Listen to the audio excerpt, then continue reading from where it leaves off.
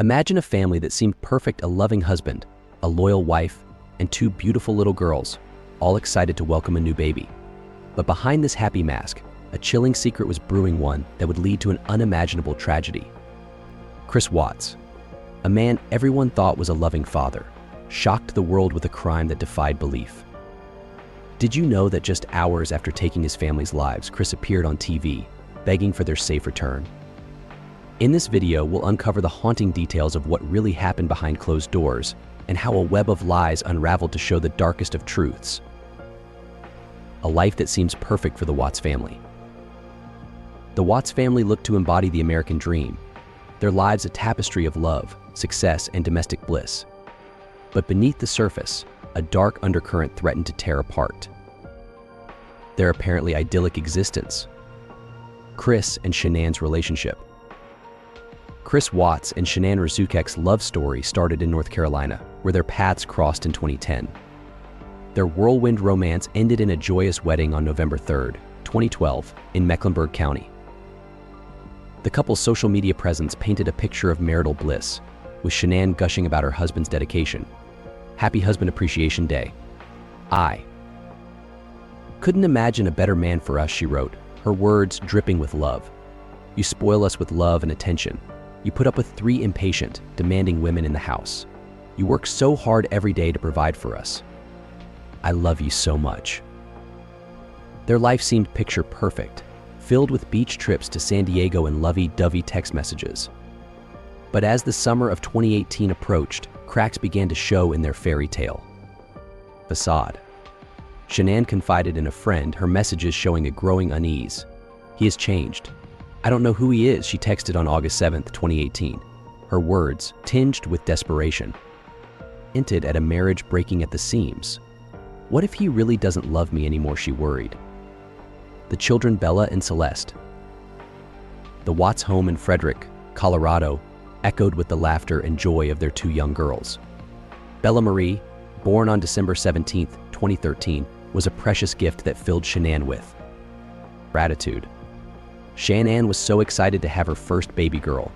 She spent every minute thanking God and taking care of her precious gift that the Lord had blessed her with. Their obituary read, "A poignant memory of happier times." Celeste Catherine, fondly known as CC, joined the family on July 17, 2015. Her arrival was a testament to Shanann's determination to overcome her fight with lupus. Oh how.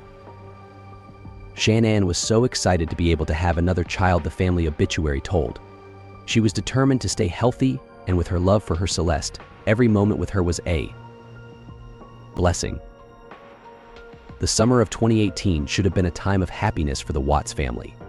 Shanann, 34, was 15 weeks pregnant with their 3rd child, a boy they planned to name Nico.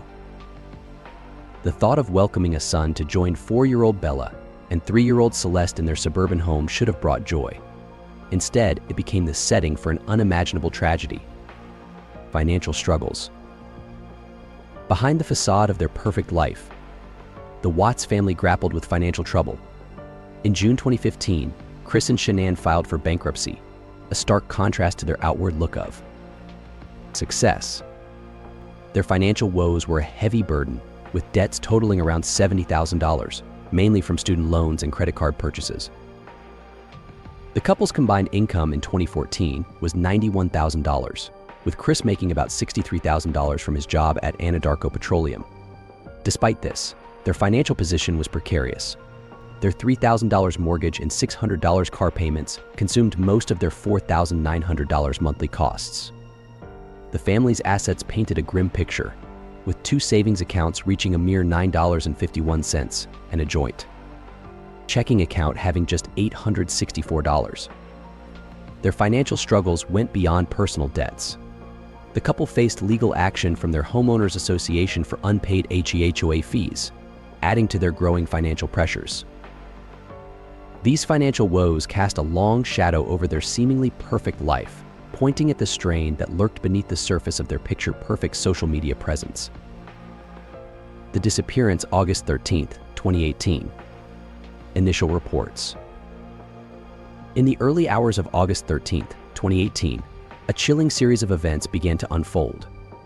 At approximately 1:48 a.m., Shanann Watts came home from a business trip to Arizona, driven by her friend and partner Nicole Utoft Atkinson.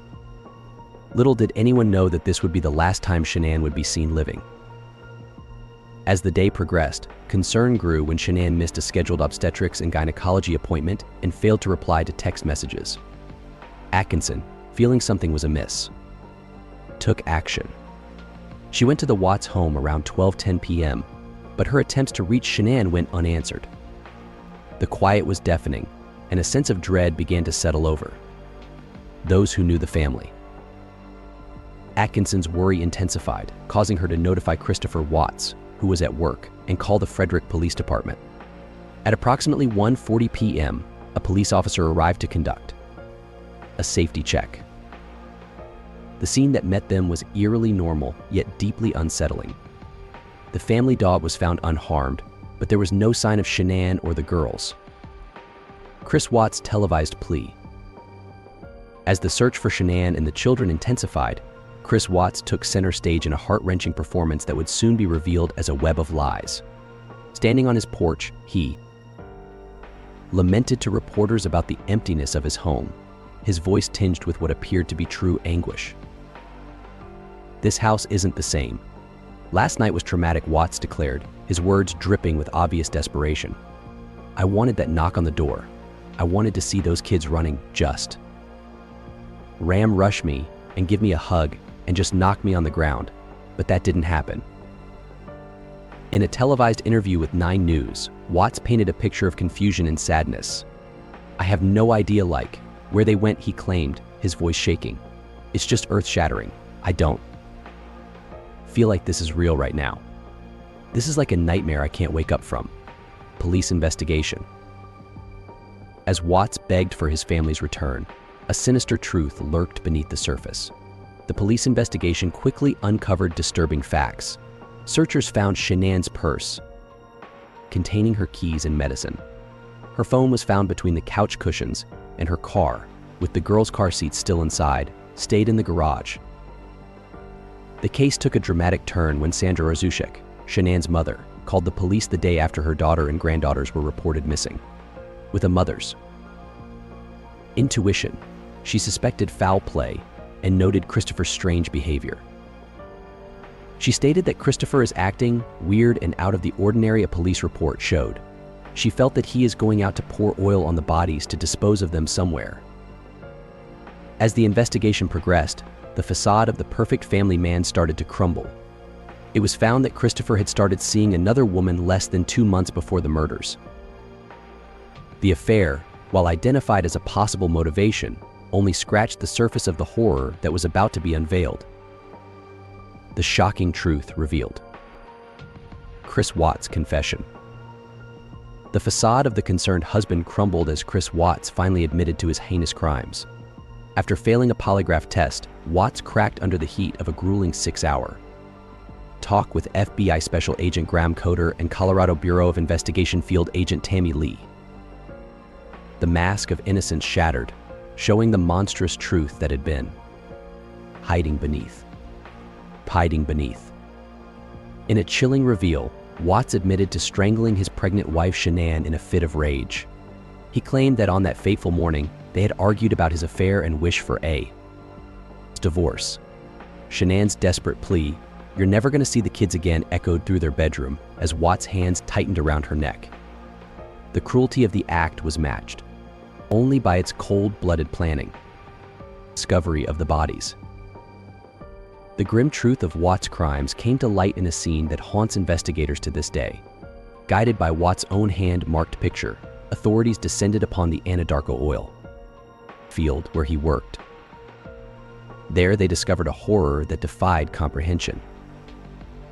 Shanann's body lay in a shallow grave, discarded like trash and quickly covered with dirt. But the true depths of Watts' depravity were revealed in the fate of his girls. Bella, 4, and Celeste, 3, had been callously stuffed into separate oil tanks, their tiny bodies forced through holes barely 8 inches wide. The recovery process was a nightmare that scarred even the most seasoned detectives. Getting them out of those tankers was a very complicated process, one investigator told, his voice heavy with the weight of the memory. The image of little Celeste, still in her nightgown, emerging from the oil-soaked tank, continues to haunt those who watched it. Motive behind the murders. The motive behind Watts' unthinkable actions paints a picture of a man driven by selfish desires and a complete disregard for the lives he had helped make. His affair with a friend had become an obsession, leading him to view his family as hurdles to his newfound happiness. In a twisted attempt to start anew, Watts decided to eliminate his family rather than face the consequences of his actions. The threat of losing his children in a potential custody fight seemed to cause a rage so intense that it led to the unthinkable. His choice to murder his own flesh and blood rather than risk losing them speaks volumes about the depths of his narcissism and moral bankruptcy. The final moments of young Bella's life serve as a haunting testament to the horror she experienced. Her last words, "Daddy," know as Watts smothered her with the same blanket he had used to kill. Her sister continued to echo in the thoughts of those who learned of this tragedy. The innocence in her plea stands in stark contrast to the darkness that had consumed her father, leaving a country grappling with the unfathomable nature of his crimes. Legal proceedings and aftermath. The chilling saga of the Watts family killings took a dramatic turn as the legal system swung into action. On August 15, 2018, the FBI joined the search for Shanann and her kids, marking the beginning of a harrowing trip through the justice system. Arrest and charges. Chris Watts' facade of innocence broke under the weight of a failed polygraph test. In a shocking twist, he admitted to his father, Ronnie, and then to authorities that he had killed Shanann. However, he spun a web of lies, falsely saying that Shanann had smothered their daughters. The truth, far more evil, would soon come to light. On August 21, 2018, Watts met the full force of the law. He was charged with 3 counts of first-degree murder, including an extra count per child cited as death of a child who had not yet reached 12 years of age, and the defendant was in a position of trust. The charges also included illegal termination of a pregnancy and 3 counts of tampering with a deceased human body. Plea deal and sentencing. The legal proceedings took an unexpected turn when Watts' attorneys asked prosecutors about a deal. In a heart-wrenching decision, Shanann's family, the Razuseks, chose not to follow the death penalty, wanting a quicker resolution to their nightmare. On November 6, 2018, Watts pleaded guilty to all 9 counts against him. The jury fell silent as the magnitude of his crimes sank in. On November 19, justice was served. Watts got 5 life sentences, 3 consecutive and 2 concurrent without the chance of parole. The judge added 48 years for the illegal termination of Shanann's pregnancy and 36 years for messing with the bodies. Public reaction and media coverage. The Watts family murders sent shockwaves through the country, captivating public attention and dominating media coverage.